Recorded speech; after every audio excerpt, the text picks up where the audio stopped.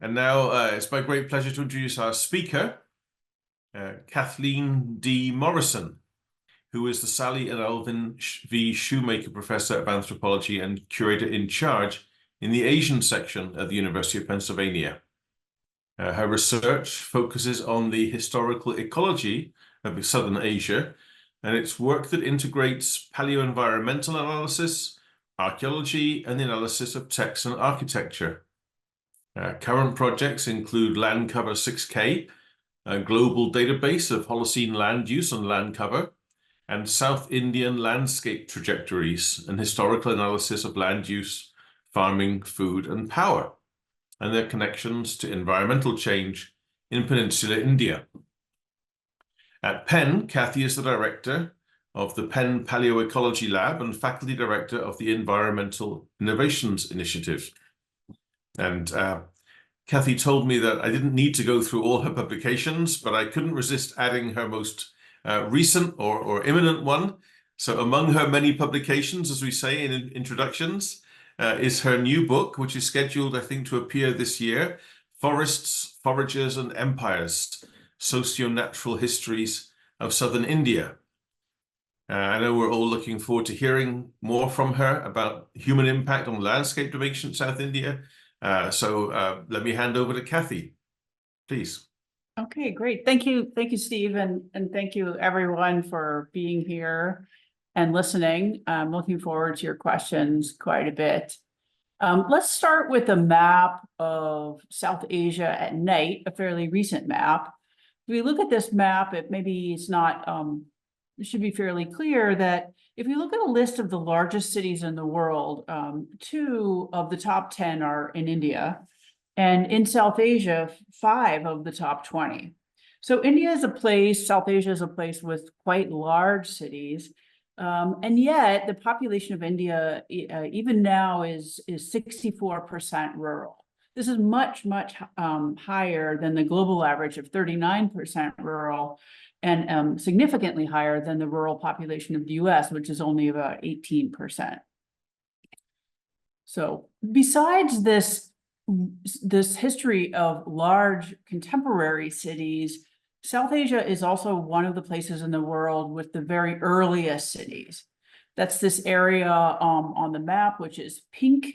And this is the area known as the Harappan, or sometimes Indus Valley civilization. It's one of the very earliest urban societies in the world, between about 2300 and 1900 BC, right?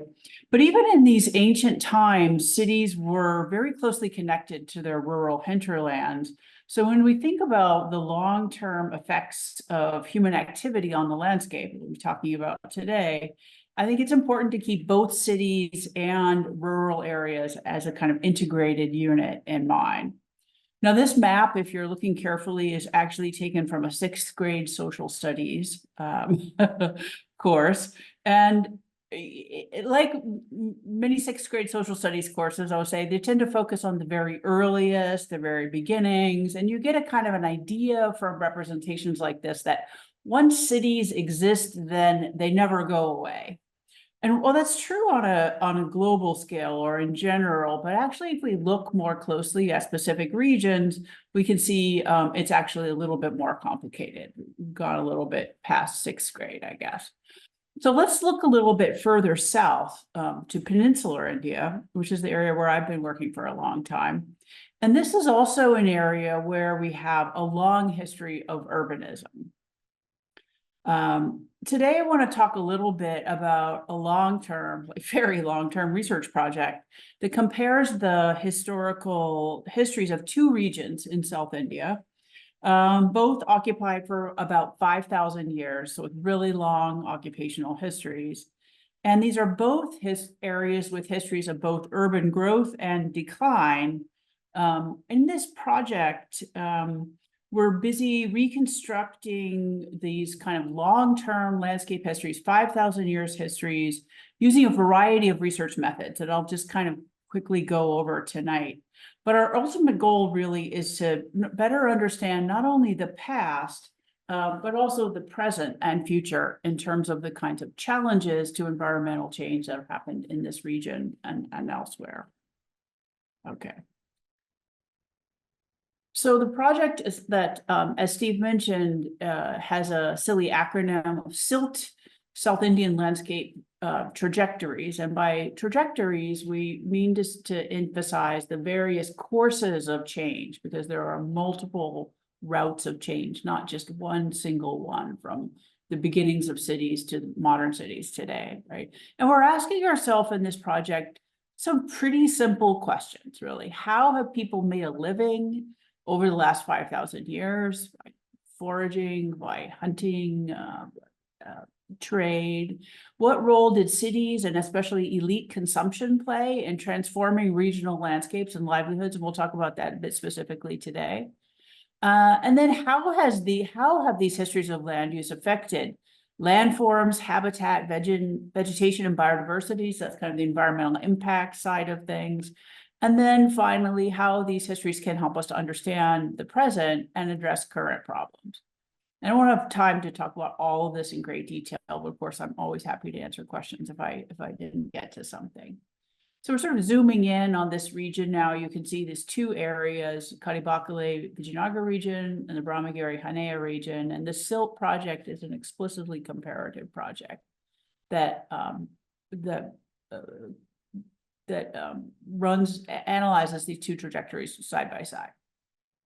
So one thing that really separates the two regions is the presence, in the first instance, on your left-hand side, in the case of Karibakale Vijayanagar, of a perennial river, the Tungabhadra River. You can see it in the upper left corner there with one of these little traditional basket boats or coracles on the shore. And the Tungabhadra River, as we'll see, allowed for the production of highly productive, but also environmentally transformative forms of agriculture like irrigated rice. So you see there on the lower left. And these are obviously modern rice fields, but they're watered by a 15th century canal, and they've been under more or less continuous cultivation for the last 600 years. In contrast, the other region, which is on your right, Brahmagiri Hanea region, has no access to perennial water sources. So the kinds of forms of agriculture that we see there are dry farming. You can see a multi-cropped sorghum field on the lower right, and a kind of general sense of the view of the Brahmagiri Hill on the right. So the wet and the dry contrast between the two regions is a fairly key point. And this is important because the area that we're talking about, and what's now northern Karnataka, or sometimes part of the southern Deccan, is extremely dry. Right? It's a semi-arid region, and it's an area where, like many semi-arid regions, rainfall is not only very low, but it's also highly variable. So we're in the kind of blue, this tiny little dark blue area in peninsular India, and it's nearly as dry as the Great Thar Desert in the north. So it's extraordinarily dry region, and that presents significant challenges. All right, so I don't expect you to, memorize this chronological chart, but just put it here to show you that this 5,000 long year occupational history is something that's very similar in the two cases. So these places are not that far apart, actually. They have a similar kind of trajectory, at least in general. And there are certain challenges, to studying this kind of long-term history. One of them, is the depth of deposits, just kind of practical matter of moving a lot of dirt. Here you can see one of my former graduate students, Kelly Wilcox Black, down in the bottom of a deep trench where we're taking some settlement samples. Okay, so again, these are two regions that we're comparing, and they have these kind of clunky names. And the reason I went ahead and decided to give you all of the names is because what we see when we look at these histories of urbanization and deurbanization and reurbanization in some cases is that the exact name of the place doesn't always stay consistent. And that fact alone, some places are seen as archaeological sites, whereas others are seen as, historical sites or modern cities, tends to it tends to obscure some of the long-term continuities that we see in these places. So I made this little cartoon for you, and this is another way of looking at the chronology that I just showed in that little chart. Only in this case, I put the beginning of the sequence, what we call the Southern Neolithic, when agriculture first developed in southern India, which is fairly late on a global scale, all the way up, except that whoops, I have my pictures are on top of it. I can't see all the way up, yes, to the present, basically. And in this little cartoon that I made, I put the Karibakhle-Anagundi Vijayanagar region on the top. That's our first case study. And then the Ramagiri region on the bottom. That's our second case study. And the little houses I take to represent rural or semi-rural settlements, like villages, maybe some small towns. And the little city-looking things are, as you might guess, representations of cities. So that you can see in the first case on top of the bar, you have a long record with possibly a gap of kind of continuous rural settlement. And then all of a sudden you get this enormous city, right? Which is fairly short-lived, but it's huge. In the second case, we still, as you'll see, this is a newer part of the project. We're still working out some of the details. But we have a much longer history of urbanization, but without the kind of gigantic city that we see, the mega city that we see in the first case.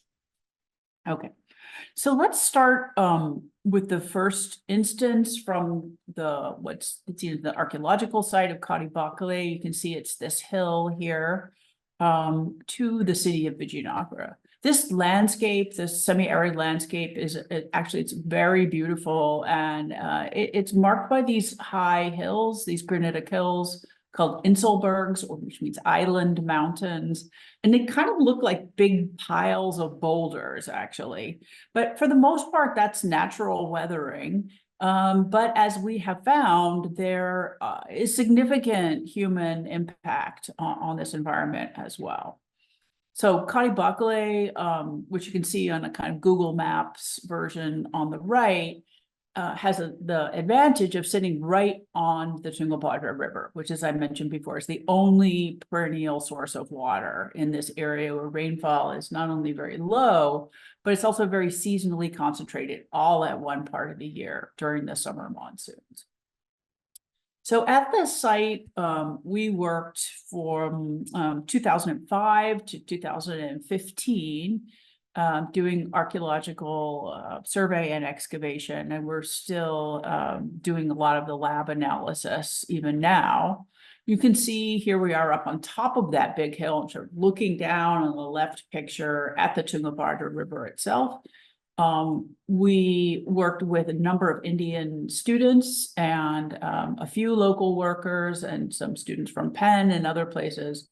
And we spent a lot of time excavating in the earlier parts of the site up on top of the hill.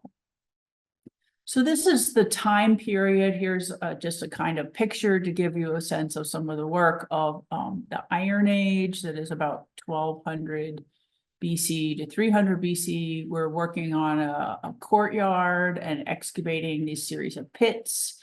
Some are storage pits, some are other kinds of pits that are cut into the surface of a courtyard. So this is the time period on that little horizontal chronological graph where I have the little houses. So it's not an urban period by any means, but really when people are living in maybe small towns or large villages, right? At the same time, these folks are growing crops. They're growing millets, which is a variety of hardy dry grains, and also pulses or legumes, which are their main diet. And this is going to be important, as we'll see.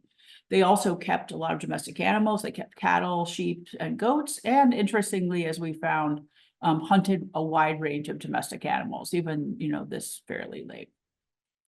So I'm going to skip. Okay, so this is just to remind you where we are. So that was the site of Karibakhle where we excavated for almost 10 years. I told you that in the Neolithic, Iron Age, and part of the early historic, it's a fairly just small settlements of people growing a lot of dry farmed crops like millets and pulses. But something pretty amazing happens actually in what's usually referred to as the medieval or late medieval period after about 1300 AD here. And that is that the city of Vijayanagara, sort of popularly known as Hampi, was built in this region, and it rapidly expanded to become one of the largest cities in Asia, possibly one of the largest cities in the world at its height in the early 1500s, right? So it was a relatively short-lived city, only about 300 years, but it really burst onto the scene. Okay, so this is the period that this trajectory I want to talk about here. So sort of small, small, small, and all of a sudden mega city comes up. So in between about 1520 and 22, Domingo Paes, a Portuguese horse trader, visited the site of Vijayanagara, and he left an account of his travels.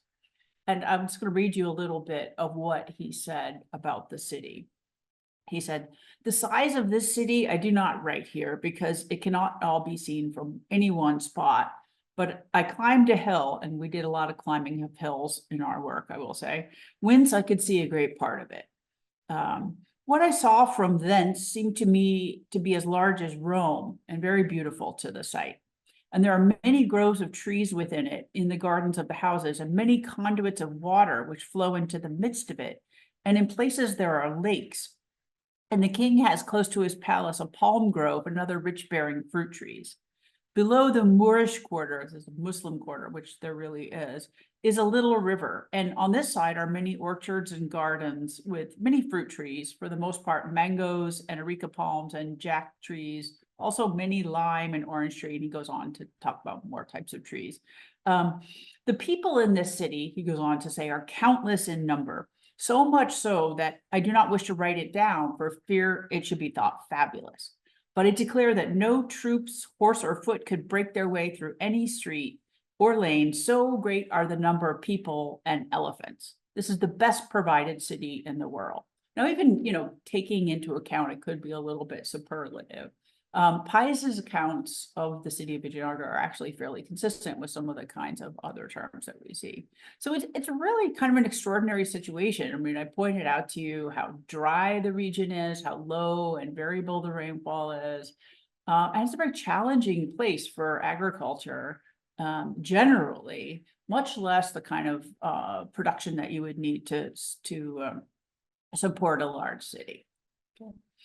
And the development of this really sprawling city, though, as we found, this is in our research, was really closely connected to the expansion of irrigated, or sometimes referred to as wet, agriculture.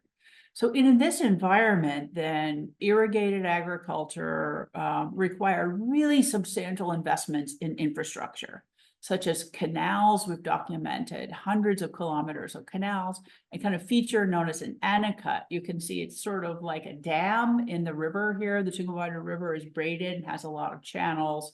And this dam, which was built in the early 1500s, it got little red arrows pointing to it. It's about 3 kilometers long. And what it does is it sort of pushes part of the river flow off to the left there, and that forms the headwork of the 16th century Anakundi Channel. That fills a lot of canals. Okay. All right. So the area around the city of Vijayanagara then, which was itself like Karibakale, just on the other side of the river from Karibakale, on the Tungabhadra River, it was really transformed in the course of less than 100 years, actually, by building canals from the river, which made it possible to grow rice paddies, wet rice, and other kinds of water and labor intensive crops. And what we found is this canal irrigation really transformed farming, food, the organization of labor, and the natural environment.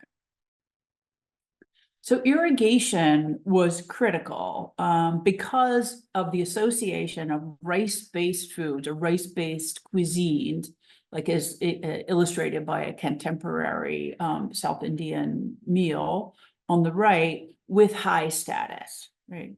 So these rice-based cuisines are very much elite cuisines. And one of the things that I've been very interested in doing is to study not only the introduction of rice to Southern India, because it's not native to that part of the world, but also the way in which rice comes to be associated with high status.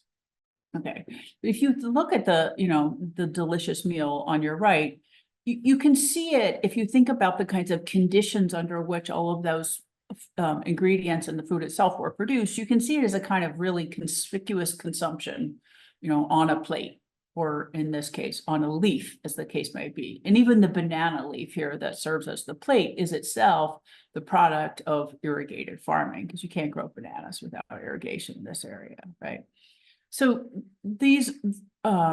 this transformation of the landscape, which you can see on the left, also then has significant environmental effects. And I'll talk a little bit about them today, but I will also point out that when you have areas under rice paddy for a long time, as these have been 600 years of continuous production, they produce something known as paddy soils, right? There's a kind of hard pan that develops underneath, that's great for a rice paddy, because like a little bathtub or something, and helps prevent the water from flowing out, but it makes the ground not really suitable for other crops.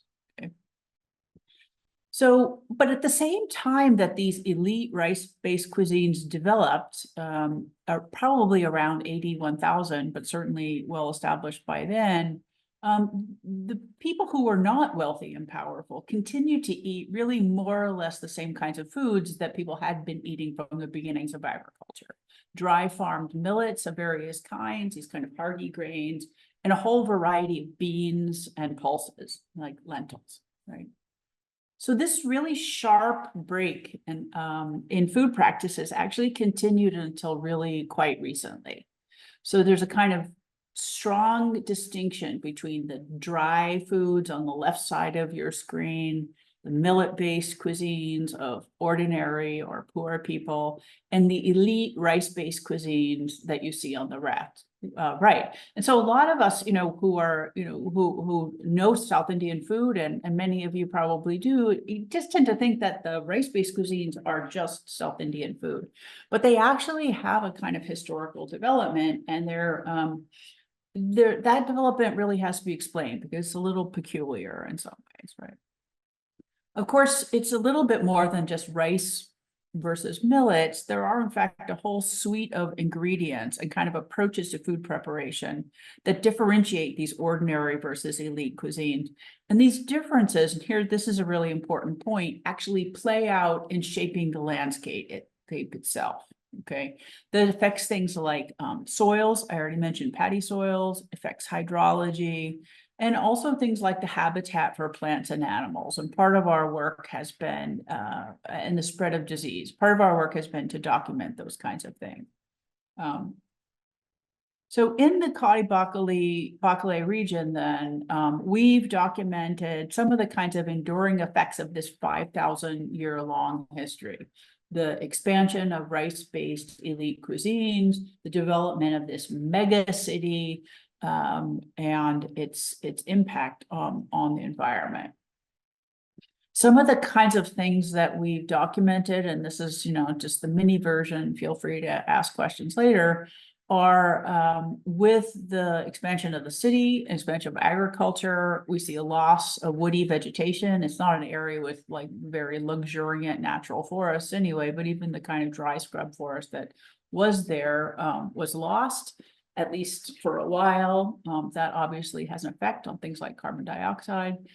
Some types of plants were locally extirpated, that is, they weren't made extinct, but they're no longer found in that area. We've documented really significant erosion on a regional scale, changes in animal habitat. All the pictures of animals that you see on the screen are animals that were once very common in that area, but whose habitat has been increasingly restricted.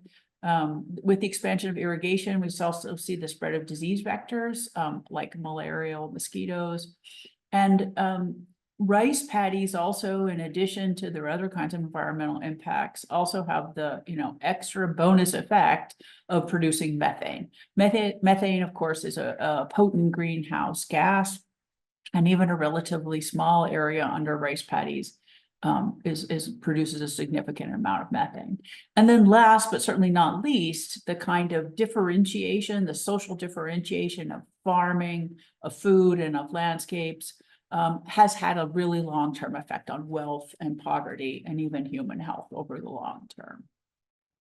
Okay, so that's a kind of, I say, 22 slides describing 30 years of research. Kind of tell it as a story. This happened, there were these small settlements, and then mega city, it had a huge environmental impact and all of that. But, it's worth thinking then, I just want to give you some sense of how we reconstructed this history, right? So we did it using a multiple methods, like most archaeologists. One is archaeological survey and excavation. We spent 10 years, this is probably why it took so long, doing a systematic regional survey. That's basically just walking back and forth over the surface of the ground and documenting archaeological sites. You can see some of the publications that came out of it. When I'm calling for this talk old school mapping, that's making me feel a little old to say it. That is, we made, archaeologists always make maps. We document architecture. We try to locate things in space and time. But I call it old school because in our new project, which I'll close with, we're using a lot of more technological approaches that will, I hope, move us along a little bit faster. Historical research, which I should have put on the slide, but forgot. And then finally, paleoenvironmental analysis. So our work is always a kind of combination of what you might call like traditional archaeology, historical analysis, and paleoenvironmental analysis. So let's just sort of quickly look at that. For the historical analysis, this is the only slide I'm giving you, sorry. I mentioned the accounts of Pice and other travelers to the city. There are also religious texts. This is not so much something I have great expertise in. We always work in groups with specialists. And one of the wonderful things that we have for the period after about the 10th century CE are inscriptions. These are texts. You can see a beautiful inscription on the left, either on stone or sometimes in copper plate. They often refer to donations to temples, sometimes to Brahmins. And they're both religious, but also economic and social kinds of records. And even though I can see all our little names are in front of it, even the distribution of inscriptions can tell you something. So if you look on this here map, you can see this is the area around the city of Vijayanagara. You can see my cursor here on the left. There's Anagundi, Kadipakule, the city of Vijayanagara here. In the 10th to 12th century, there's not anything special going on in terms of the number of inscriptions. In fact, most people seem to be over here. But by the 16th century, when this megalopolis, this massive city was at its height, you can see that there's still a lot of going on in the region, but there's a huge amount of economic investment and gift giving going on right in the area of the city. So we've done analysis, both quantitative and qualitative analysis of textual data as well. But maybe I say the kind of the special sauce of the project is paleoenvironmental research. So combined with the archaeology and the historical research, we have put a special focus on studying paleoenvironmental data. That includes animal remains, although I don't include them here because that's not part of what my lab specifically does. And we study plant remains of various kinds and sediment. I always just tell people plants and dirt, basically, right? And plant remains, this is actually me down in a trench in 2014, collecting samples from the sediments inside of a reservoir, dry reservoir, for paleoenvironmental analysis. So we're collecting various types of plant remains to reconstruct past environment, we're collecting sediment for geoarchaeology and geochemistry, and also samples for dating, because of course we always want to know what things date to. We analyzed these samples back here in Philadelphia at the Penn Paleoecology Lab.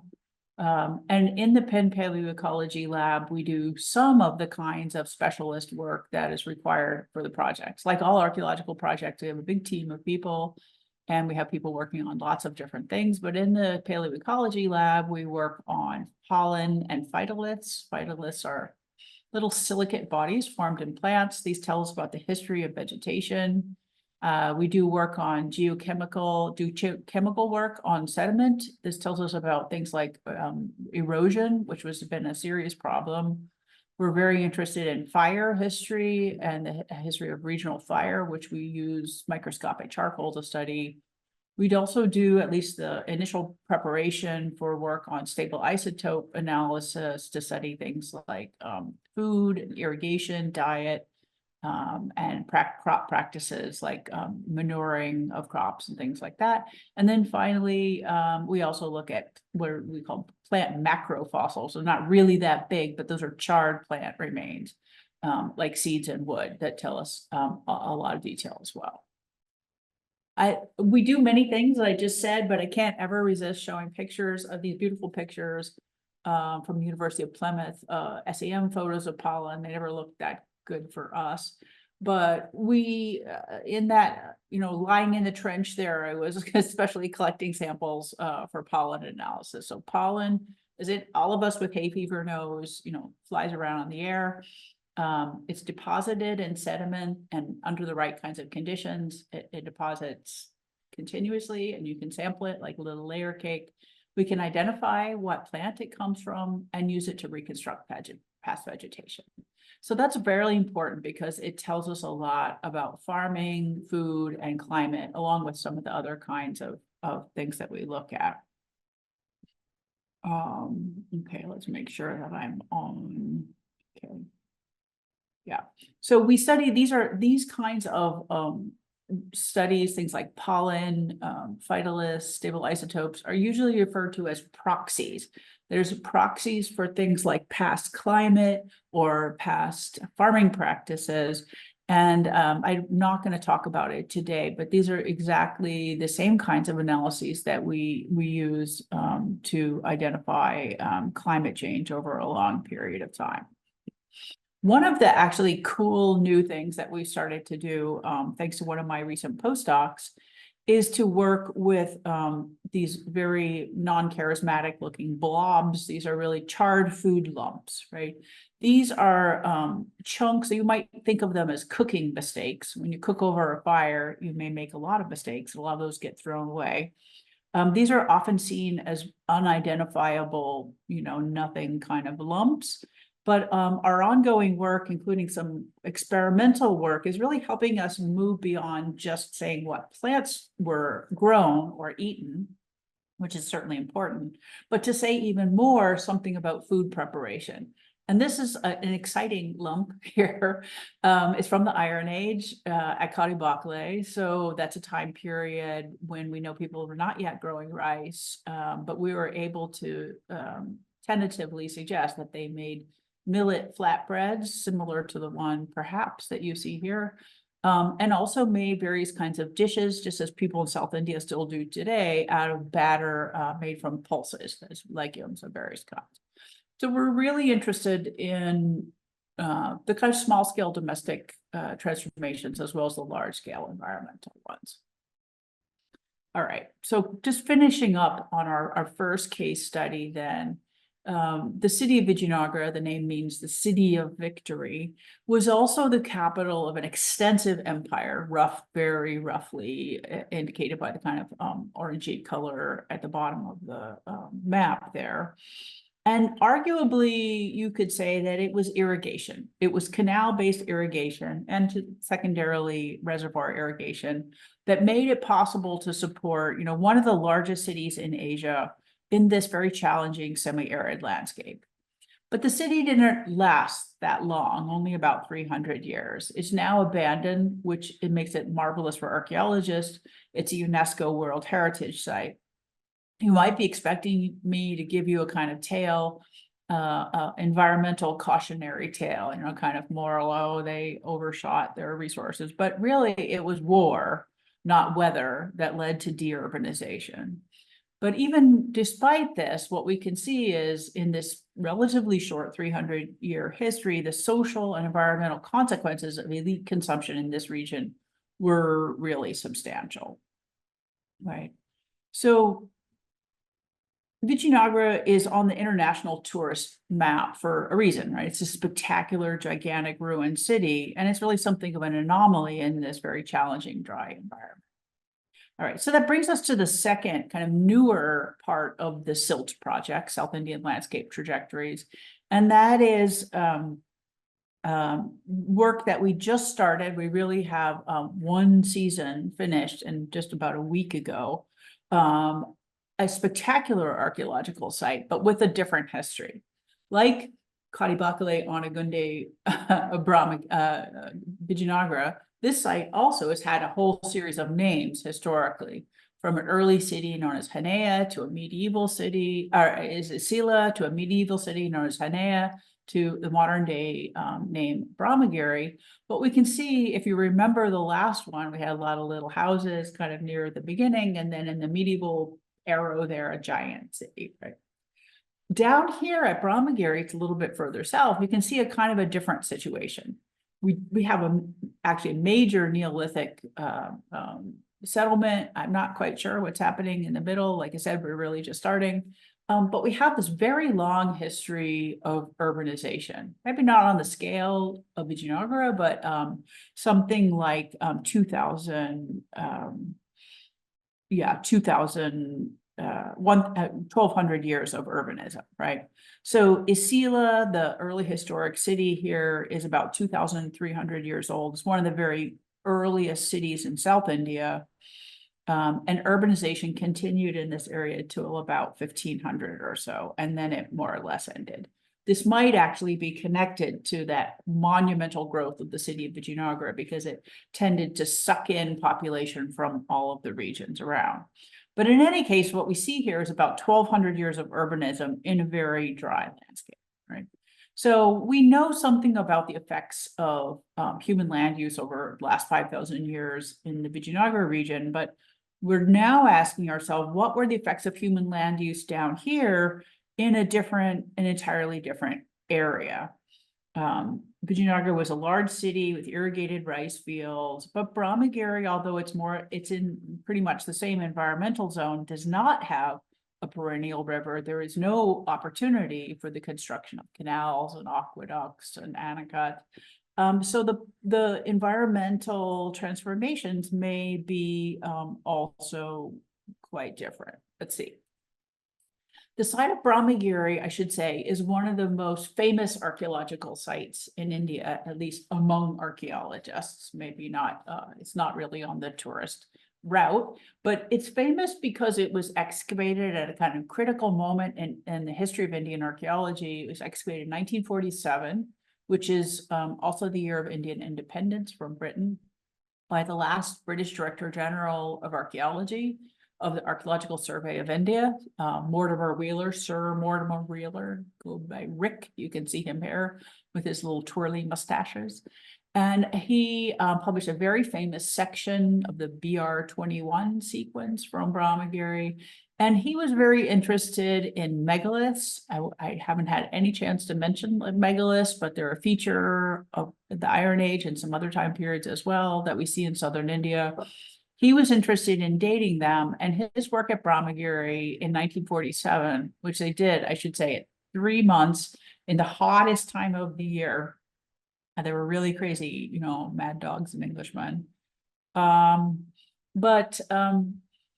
He was really interested in these earlier time periods, the Neolithic, the Iron Age, and the early historic. And even though Brahmagiri has a fabulous medieval town, more or less on top of it and continuous, he never paid any attention to that because he really just was not interested.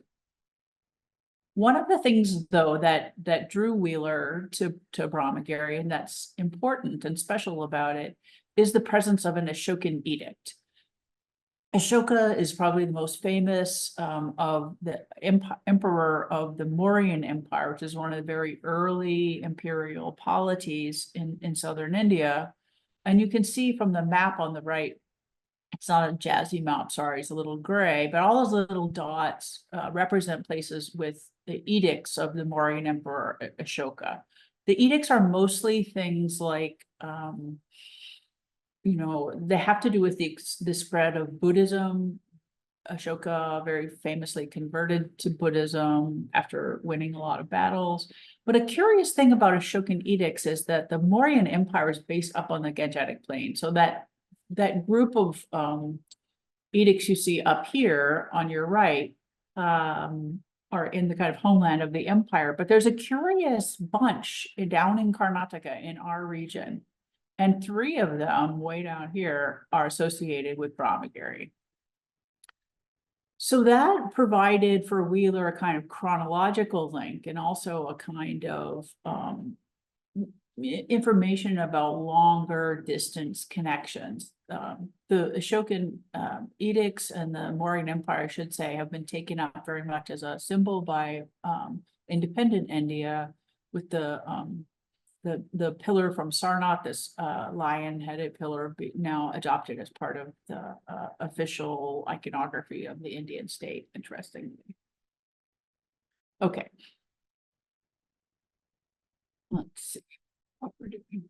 All right, so this new regional project then, like the first case, we're looking at a very long sequence, 5,000 years from the beginnings of agriculture all up to the present, really. As I mentioned, Brahmagiri, we're standing up on the hill here looking down a little bit. It seems to have been a major center in the Neolithic. And while we still need to work out some aspects of the sequence, as I said, we can see that there's a long urban history here. But this long urban history is kind of curious and interesting because as I said, there is no perennial water source, right? So one of the big questions I have is what's going on? What are they eating, right? We know that there are elites here. And in the medieval period, at the same time that we know that elite rice-based cuisines are really what any self-respecting god or high-ranking person would eat, those people were there, but there is no possibility really, or very little possibility of growing rice in this region. And if they weren't growing rice in that area, and if they were eating it, where will they get it? And then finally, what is the environmental impact of this long history going to be like? How will it differ? Will it differ from that of the Vijayanagar region? Will we see less erosion, for example? Will we see less dramatic impacts on local flora and fauna? The only water source here is a reservoir, runoff fed reservoir. It's a very nice one, very big, 12th century probably, and has a cute little carved Nandi or bull in it. But it's a good reservoir, but it probably could only have supported a very, very small amount of rice with the erratic rainfall that we have. Okay, so this is an interesting kind of open question. Up on top of the hill, we know that we have, this is on the medieval side of the hill in the settlement. It was later renamed as Hanea. You can see if you look at the sort of middle part of your screen there, we're on a kind of knob up on the hill. There's a very fancy fortification wall built around. And where you see the people in the middle of the screen here standing there, you can always see the drone pilot, I should say. This is fun to always look for him. But this is a very, it doesn't look like there's much in it right now, but this is a very fancy kind of walled center. And then as we kind of go over, you can see there's a palace basement down here, a whole city up on the hill. So there's a very elaborate and completely unstudied, I should say, early medieval settlement, maybe earlier too, up on top of the hill, so that we know we have, let's say, rich people are definitely up there, right? We know from down below the hill that we have a lot of, let's call them fancy artifacts from the earlier periods, the early historic, but it's difficult to say exactly a little bit more without excavating. Okay, you stop now. All right, so I don't think 30 years available to me this time to do another long study of 5,000-year occupational history. But luckily, we have a lot of new technology now that's really speeding up the process. As I said, we did some paleoenvironmental sampling at Brahmagiri in 2014, but other than that, we really only had one season of work, and we have done a huge amount. It's really amazing. We have taken a number of 3D photos now to study standing architecture, something that took a lot longer in the past, I will say. We have a very large scale now drone-based orthophoto. I'm told not to call it a map. It's an orthophoto, but it's, you saw some of the drone imagery, really fantastic. It kind of looks like a super duper Google Earth image. We have artifact maps of the surface. We've documented more than 50 features. We've done electrical resistivity analysis of 3 areas. I'll show you a picture of that in a minute. And to my mind, what's most exciting at the moment is cleaning the sections of some of the 1947 excavation units. Okay, we're near the end. We stopped spinning now. All right.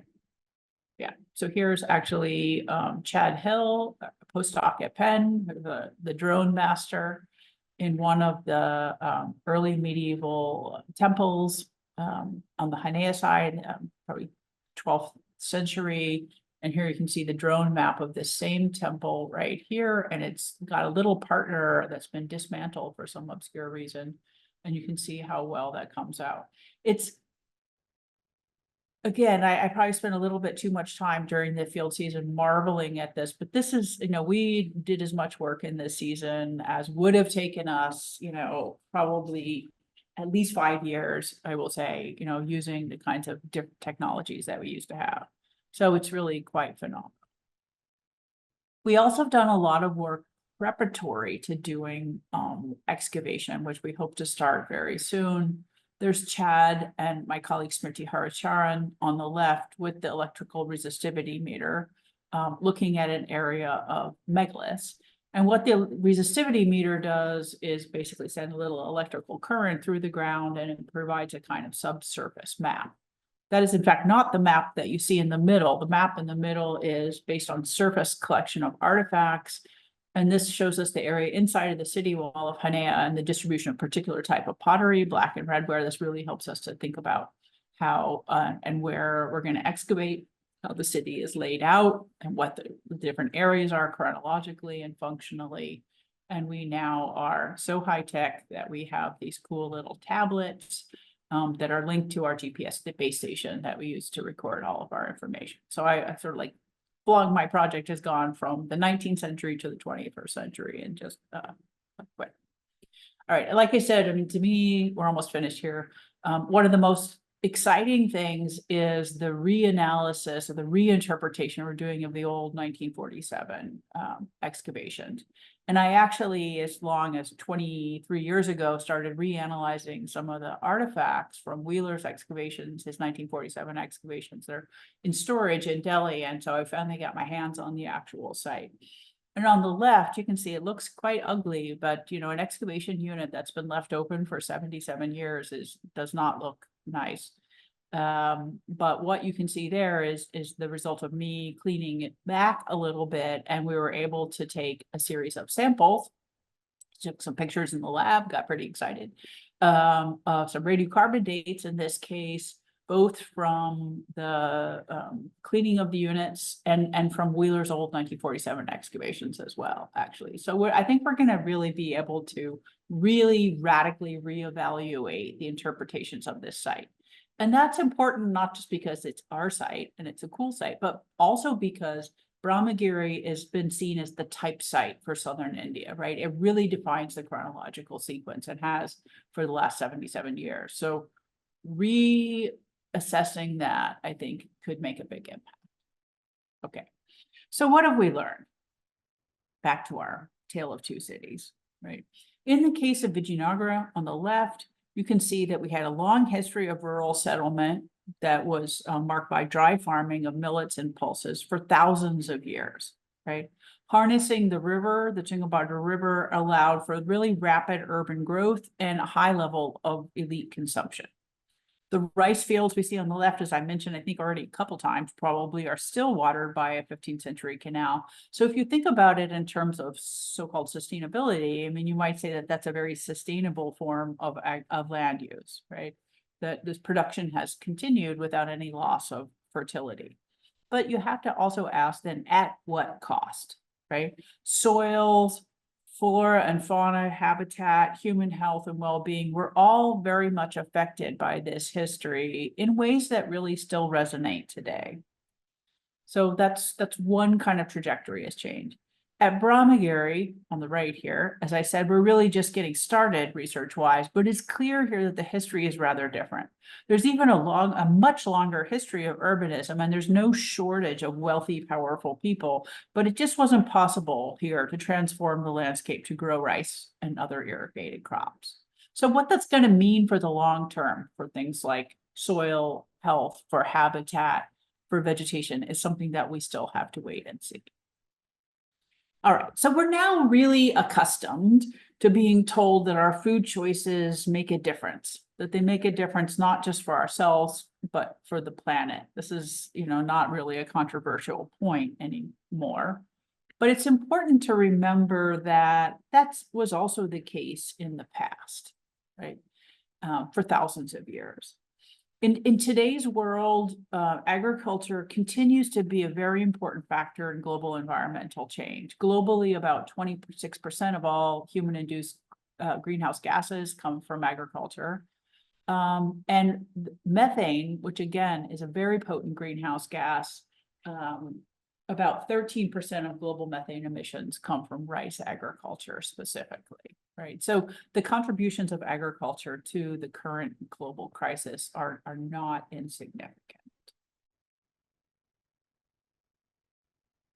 So, just as a kind of takeaway, a few takeaway points, and then I'll be happy to take some questions then. The trajectories of change that we see in southern India are just two possibilities. But they help us to think through the ways in which food and agriculture, land use are significant in different kinds of ways. They're significant personally, so things like health and culturally appropriate food. They're significant politically in terms of things like labor and access to land and warfare, and in terms of planetary health. That is the health of plants, animals, humans, and the entire environment. On it, land use and land cover changes, which is what we've been talking about, this vegetation change and land use change, have significant effects on carbon cycling and the production of greenhouse gases like methane. And every food system is unique, right? But if we, in every case, whether we're in Philadelphia or in Karnataka, really inherit a long legacy of past choices, right, that have structured our world. And I think it's important to understand how we got to the place where we are now. And then finally, hopefully, understanding these trajectories of change and their consequences, right? What actions led to what consequences may, we hope, help us to make informed choices and to affect positive change. With that, I will stop talking and I will be happy to take any questions that you might have.